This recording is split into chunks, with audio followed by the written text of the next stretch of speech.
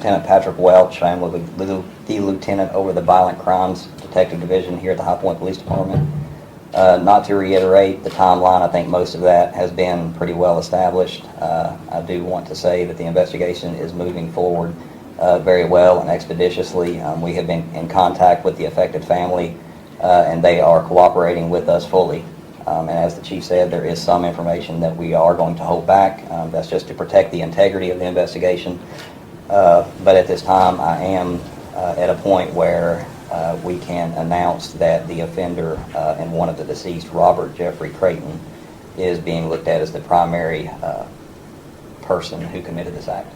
We will also release, and I think it's been put out in the updated press release, his wife, Athalia Creighton, age 46, and one of the children, Cassine Creighton, age 18.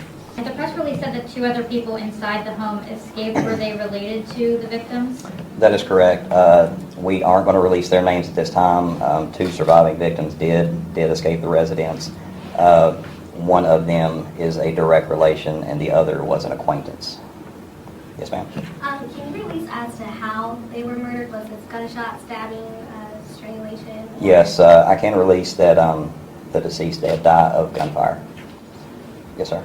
So the 2 kids ran out of the house around 7 a.m., but do you know what time the incident actually occurred? Did they find them when they woke up? Did it happen a long time before that, or did it happen instead? It happened concurrently around the same time when they exited the house. Part of the investigation that we're going to be looking into is the timeline of occurrences that happened inside the house. But the time that they exited the house and sought help from neighbors, it was all occurring around that same time. You again, ma'am? Sorry. Do you possibly know what led up to this, why it transpired? No, and that's going to be a piece of the investigation, and I've expressed this to the family as we may never know why.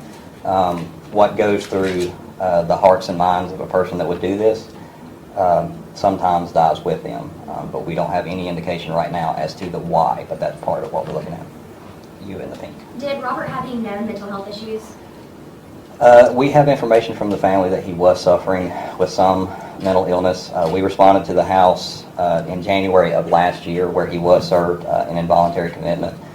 We are still looking into past involvements. I can't speak to as the reasoning under the involuntary commitment, but we do believe that it was taken out by the family and we served those papers.